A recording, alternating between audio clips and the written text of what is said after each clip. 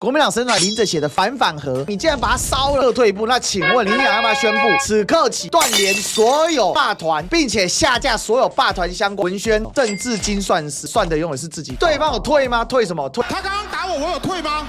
我一步都没有退。根本的问题就是在这个构想里面，防台机制。蔡英文其实台风很少，几乎不会造成灾害。那偏偏赖清德上来，光台风假已经放好几天了，你都已经知道台风要来了，你没有足够的时间把它拉回来，它抗浪的能量很低，也就表示这个计划我目前看起来可行性是偏低。Ladies and gentlemen, welcome the host. 臣等正欲实战，怎料先降乃主席啊！台电拨补千亿这件事情是在野党，包含民众党长期坚持不可以。可是朱立伦国民党党主席啊，他似乎透露出一些松动的意志啊，说关税战救经济，普发现金也可以刺激景气，各国做到，台湾也是可以。我相信呢，全台湾、全世界最关心的一件事情，一定是到底我们的关税是几%？台湾面对整个关税大战呢，民进党政府这段期间可以是把筹码进出啊，还包括台币升值啊，从33.2呢升到现在29块，几乎达到13%的升值，而且事实上还一度都掉到28了，对吧？这是一个非常严峻的挑战，因为所有企业都面临的相对收入减少13%，而马上要揭晓的关税战则会超过10%，而企业会遭到严重的打击。我们与民众呢共同呼吁，要求民进党政府一定要筹码进出之后，也要谈出一个好的结果。这里最关键就是提到，现在立法院正在审议呢经济社会国安特别条例，有4100亿的特别预算，包括国安、社会补助、教育补助全部混在一起，导致很多朋友误解是要来救经济的，但它名称很清楚，叫强化经济社会国安三大议题。经济只占了930亿，社会一般补助占了1670亿，国家安全国防占了1500亿。民众最期待的还是在经济部分，在普发先进的部分国民党强调，我们支持的国防补助，支持社会补助，但若民进党之意全部混编在这次的特别预算条例里面，那国民党的立场就很清楚，我们只要求一项，就是增加普发现金。那国民党民意代表呢，要求普发现金，也同时要求把整个强化经济预算从930亿拉到3200亿，因为普发1万就是增加2300亿，其实答案就很清楚了啦。所谓的普发现金呢，它是希望，那如果说要发的话，就全部一起来发。所以现在在自由时报里面呢，就出了一篇这个就提到，也就是说原本是4100亿，再加上2300亿的普发现金之后，合起来变成6400亿。所以如果你现在看到6400亿的数字呢，另外再加上2300亿的这个普发现金1万元这件事也遭受了大家严重的质疑啊，就是我刚才一开始提到的那句话嘛，臣等正欲实战，怎料先降乃主席。就对国民党同志来说这件事情是相当难以接受。那民众党似乎也是非常反对。你都还不知道哪些产业会受到波及，也没仔细调查。你这时候是不是应该准备怎么样去跟美国作战？你不是，你就先说，我们先来准备这些条例。请问一下，那你这个钱是要发给谁？国民党呢，跟民进党，我们就各退一步好了。你莫名其妙，你为什么在这个时候急着帮民进党通过这个特别条例啊？对，谈判现在正在紧锣密鼓，切给我们在被安诺的时阵，你忽然间撒一个网子要帮民进党兜底。对，什么叫做各退一步？国民党不是要求退税嘛，普发现金嘛，一人1万嘛，2300万人就2300亿嘛，就要把特别条例跟这个绑在一起。请问我为什么要各退一步？请问我为什么要绑在一起？我们不是国会多数吗？我为什么要跟民进党各退一步啊？好莫名其妙。就意思就是说，这两个根本不应该绑在一起的东西。朱立伦觉得他很聪明，对，他真的很聪明了，我是想不到有这一招了。意思就是说，我们帮民进党通过4100亿，民进党帮我们通过2300亿，他为什么会这样忽然间异想天开呢？得到天启吗？好，只是再度证明朱立伦就是美国的走狗，这不是一个中常会国民党中常会的决定，这就是朱立伦个人表达的意见。如果朱立伦不是学会计专业出身的博士等级的学者，如果他不了解所有的数字背后的政治操作的意义，他是一个政治小白，那也倒罢了。可能他认为，哇哦，这个2300万，每个台湾每人发1万块，好重要，对国民党的部分的支持度，包括整个反罢免，好重要。如果真的是无知到这个地步的话，对于这个金钱的政治效益是这么无知的话，那也倒罢了。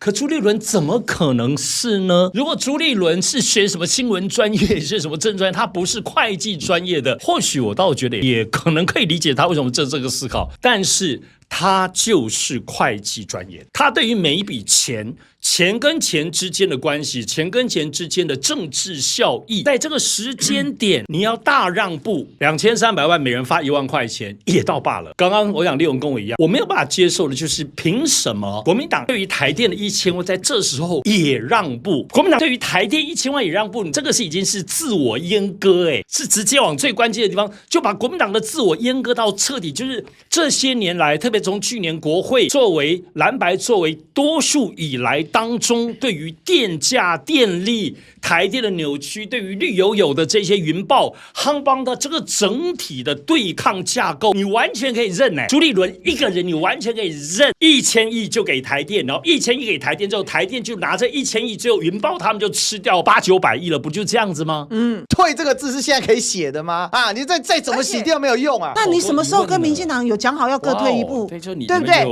现在蓝白立委被民进党攻击说砍预算，而单项里面砍最大的就是1000亿拨补台电，为了这个才会有31席立委被罢免这个问题，里面当中占份额最大的，他们现在当然是把动跟3放在一起，但是就3这件事来说，1000亿是不可能被接受，而且关键当时不管是张启凯或者是其他国民党的委员都问到一个问题嘛，然后我1000亿给你，你要不要再涨电价？问题是台电就告诉你了，不管怎么补，电价一直涨，对啊，所以不退了嘛，因为那是个无底洞，不是1000亿可以解决的问题。国民党长期以来反对关核四，反对立刻除役核3核2的立场，也跟这些是100%相关。这是你的神主牌。国民党神主牌虽然没有写的名字写的反核，那你这个神主牌反核，你竟然把它烧了，然后烧的人呢，主席啊，那所以大家才火大嘛。所以这个整件事它是有一个核心的逻辑脉络。现在大家是被罢心酸的吗？那如果各退一步，那请问民进党要不要宣布此刻起断联所有罢团，并且下架所有罢团相关文宣在民进党内？第三，曹兴诚永远不准踏进民进党党部。拨补台电的1000亿就藏在这一整票的预算里面哦。我觉得朱主席他可能忘了一件事情，重点在普发现金啊，不是在拨补台电。你不是说其他都可以同意，就是把自己的立场放宽了。我觉得关键是在说提醒国民党一件事情，就是拨补台电这1000亿是今年初预算删减的时候，国民党跟民众党一起删掉的。那这1000亿，你在这个时候，如果你要同意，你要论述，不是拿来跟普发现金做条件交换。台电拨补过去已经拨补，包括增资，赖总统那个演讲里面是把它讲错嘛，他把它跟疫情倒在一起，那实际上是乌俄战争导致的亏损。好，如果今天国家认为这是因为配合政策，那我们也给他增资，也给他拨补了，乌俄战争也过了，现在的能源价格也降下来了，那为什么还要继续拨补？你总要给个道理，而且你电价这3年涨了3次了，那如果今天把这样的一个背景拿出来看的话，你要告诉我，你这拨补这1000亿的用意为何？你今天要涨电价，他们会说我们就是依照相关的机制调涨，他说立法院的这个附带决议就是参考而已，我们就是真的撑不下来，我们还在亏损，每年就来演这一出就好了。根本的问题还是你这个能源政策的转移。另外一个让人炸锅的事情哦，光电板的事情哦。简单来讲是这样哦，屏东这个地方3年前的时候，旭东他们去提出了一个太阳能光电海上安装的计划，去年10月启动，到今年年底要全部安装完成。今年5月的时候，其实已经又接受过另外一波采访，能用的就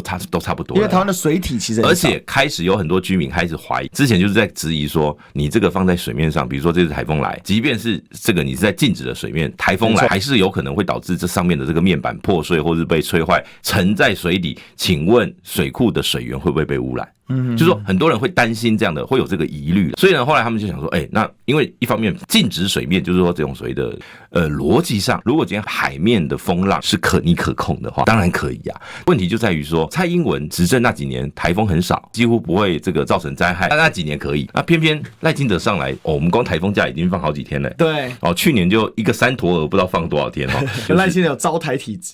根本的问题就是在这个构想里面，你要先想出所谓的防台机制，才能做后续的实验。重点已经不是它上面有没有光电板了，重点是今天你都已经知道台风要来了，你没有足够的时间把它拉回来。对，那甚至他们的公司还说，之前在西南气流来袭，就有一部分的浮台的支架就已经被冲上岸了，你知道吗？就已经它抗浪的能量很低，也就表示这个计划我目前看起来可行性是偏低，除非你能想出一套，比如说如果台风警报来了，我有办法，比如说1天2天内我可以整个平台收起来的模式。